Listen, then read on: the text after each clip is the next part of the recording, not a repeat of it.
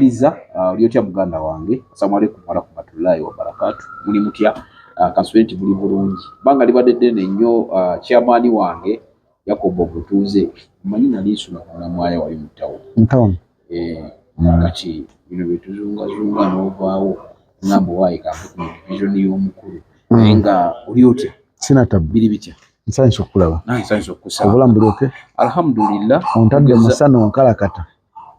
Onkalakata sekalakata ino. Omulabi alaba kirungi. Essebo vice twatandise dda. Buuza ku balaba. Balamusizaako bwe kisumanyi oli ku channel eno. Kansulenti Mukama Katonda akolera emakulu yonna gy'osinzidde. Era kansulenti ebirooto by'omwaka guno tegunaakugwako bijja kutuukirira. Era nensaba nnyo nti yagala nnyo Uganda. Alisabira nnyo Uganda because Uganda nga yo anytime ejja ku breeding ejja kwabikamu bibiri. Anytime. Jacob, njagala oyogere ku kintu kya owekitiibwa Mathias Mpuuga Honorable. Kubanga abalabi bange ndowooza tebalabangako bw'otuwaayoko yo side of view wenga bw'okiraba oba bw'olowooza. Lwaki kiyingiddemu nnyo Right Honorable Anita Among wali emabega yagambye kya commissioner tekikkirizibwa. Actually baluwa zavaayo ezimuwummuza mu bifo ebimu n'atawummula. N'agaana n'akalambira n'agamba ekyokubiri mpozi ye agamba nti ffe twatandika muno. National Unity Platform Honorable Mathias Mpuuga agamba be bamu ku baagitandika. Jacob Mutuuze mukulembeze w'abantu gwenga gwe endaba gy'olabamu ebyobufuzi bya National Unity Platform tebalimu kukwata kubo erigenda mu Democratic Party oba mu FDC kubanga ne FDC kati erimu ebiwaye ebyo erimu ekyakatonga erimu n'ekya Najjanankumbi naye byonna tebikulaga nti bakkiriza mu Federal for Democratic Change. Omanyi ebintu by'obufuzi binyuma nnyo kubanga tobirengerera wala ng'obiyingiramu n'obitegeera. Edda nesimanyi byabufuzi tebiriddeddene paka we natuuka okuyingira mu byobufuzi ninduka ntegeera nti ebyobufuzi tomala galyalya, ebyobufuzi tomala gasaba sexy, ebyobufuzi kintu kiriddeddene. Era mu byobufuzi nowetegedde nti oba oyagala oba toyagala kasitodde w'amateeka mu Uganda ye President Museveni yalina pardon, yalina n'omuntu lwakira musabya gwa kalabba n'agamba temumutta. Ate omulamuzi yasaze. Yes, n'agamba nedda oyo musonyiye n'ateebwa. Okitegeera kati ebyobufuzi ekimu ku bintu bannayuganda byebatannaakutegeera naddala abavubuka nadde ndi wano nga omukulu gwe bayita Alien Skin azze ku kyalo kyange ekimu kye bayita Lufuka. Yazze n'owamundu ne ngagga nga ye weebeera chairman w'Olufuka yakutunda ettaka emirundi 2 n'ateekako omukono. Alien yazzeeyo nga yazze nga maama omu ku bamemba be yamutwalidde omusango namugamba nti maama wange bamugoba ku ttaka ng'ate chairman yaliwo nga bakola ki nga balimuguza. Mu mateeka nga we gatambula chairman w'Olufuka tateekako mukono nga omutunzi ateekako omukono nga witness. Era ku ndagamuntu muli ali witness wadde bamutundiza ettaka balitunda emirundi ejo yakola gakola ku witness nga omuntu witness amataka gamutafuta bulala. Ate mu mateeka omusango gw'ettaka teguwozebwa LC1 gusokera mu LC2, LC2 egulema ngugenda ku LC3, LC3 yeno ogulema LC3 ngugenda ku RDC. Nze simulaba nk'omukazi ngaze mu ofisi yaffe ne mu LC2 teyagendayo. Yagenda wa RDC, LC2 yagendayo. Bagenda wa RDC ne babiwanvu yamu ku katimyawo RDC ne bamukyusa katono omulala n'atagendayo. So ng'omusango munene. Naye ng'omanyi nti Uganda mulimu abantu abatwalira amateeka mu ngalo nti omuntu kasitaba nga state eri ku side ye oba kasitaba nga alina omuntu gw'amanyi amateeka gatwalibwa mu ngalo ye Uganda yaffe. Wezija ku kibuuzo ky'ombuuzizza Speaker of Parliament avunaanyizibwa kuba babaka bonna either opposition either NRM. Speaker of Parliament buli mubaka inaali mu Parliament buvunaanyizibwa bwe bwa speaker.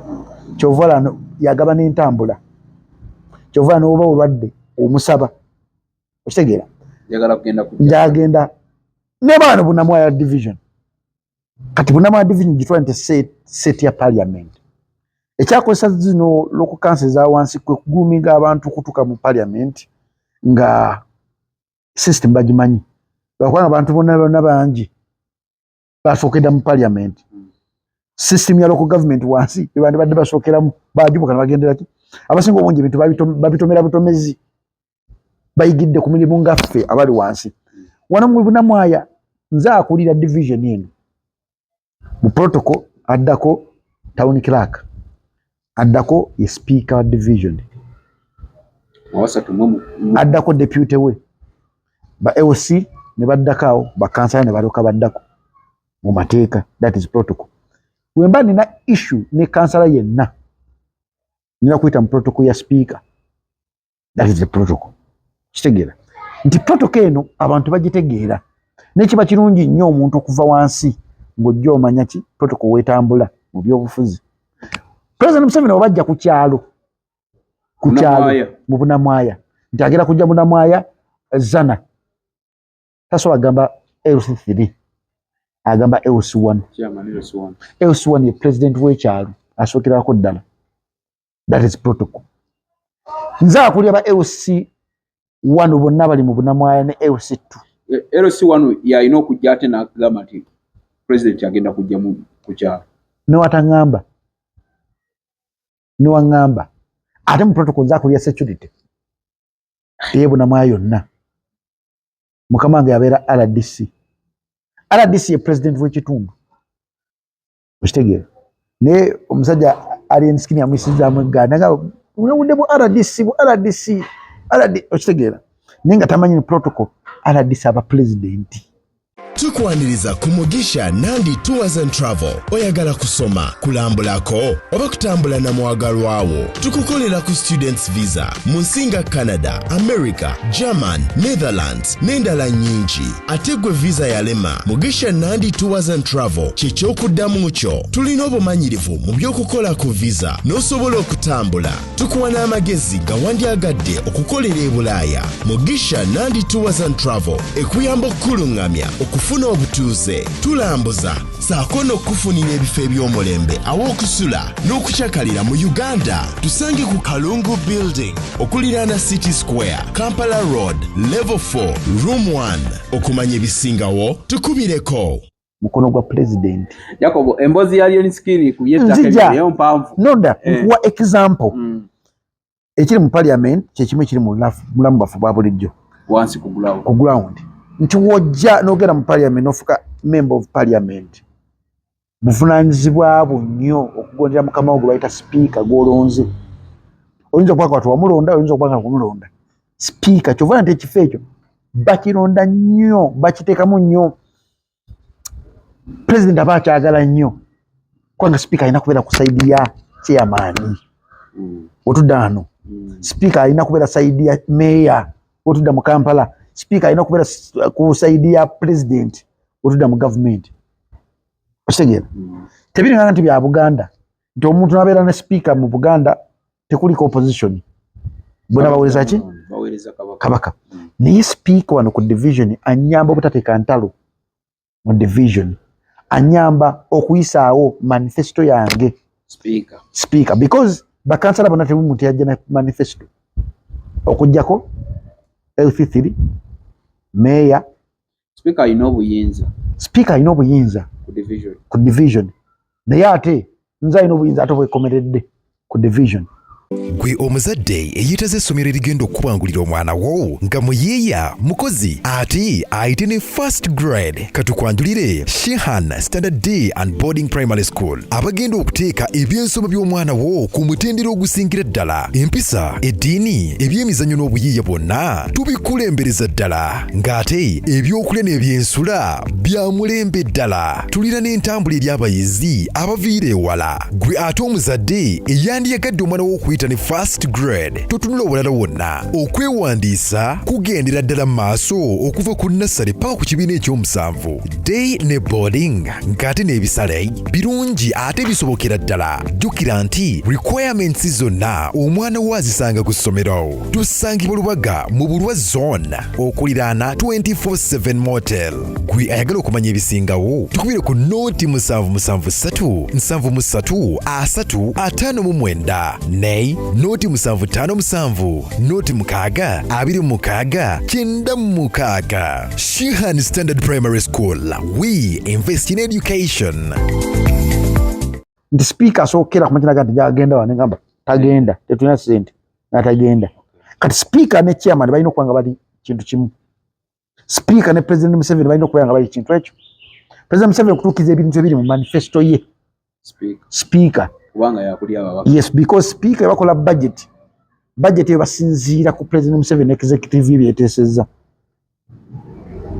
kwa kuingira muri bako na bisibimanyi byo nakati nabitegeera ogendo obiyigidde ku office biyigidde ku mulimu wajja toyina era mfunye obuzibu nnyo wakati wange ne council ye Bunamwaya because council ye Bunamwaya 70-80% that is noob zinagira ku independent okitegeera kati council ya Bunamwaya division nana ku 10 yes but noob okitegeera abiri be bamwe muri aba independent n'abe NRM ne DP eina ku 20% DP eina like 15 independent nebera ne 3% NRM nebera ne 2% kwangira abantu babaka babiri NRM okitegeera so mukufuna obuzibu mu Bunamwaya nti wemba sikolagana na speaker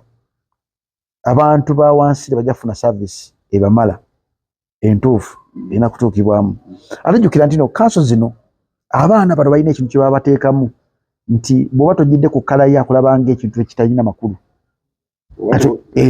olina kubeera mukakkamu nnyo nakubeera mugezi nnyo obaleka ati ninyo nga tuli ku division omaze kotya n'ekisanja ati otambuza emirimu gya Bunamwaya nga 80% tebali ku kale giwagira nze Katonda yanyambako kintu kimu kyokka najja wano nga sigenda kubba kukumpanya sente za government wakumpanya sente za muwi wa musolo najja wano nga njaga kweyambisa stamp eno ya division okuyamba abantu kubanga nze omuntu atukibwako nnyo abantu naddala nga bakyala balina mwana alina kituli ku mutima balina kubanga right now mbadde ne campaign buli mwana yafuna ekizibu mu covid yazala mu covid umukolera business naye nga sente ezo imukolera business okolera ba division yo ba division yange abe Bunamwaya buli eyafuna olubuto nazala mu covid umukolera business omubuuza mu kusokedde ekyanje kyasooka